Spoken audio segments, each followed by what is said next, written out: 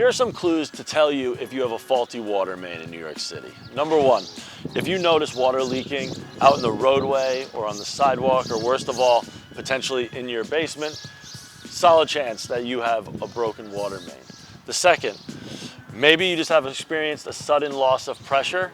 Now this loss of pressure could be from having lead piping or galvanized piping. Three, you might have a defective gate valve or main shutoff control valve. If it's not operated all the time, you might not even realize that it was not functional, and when you went to use it, it could be stuck in the closed or the partially closed position.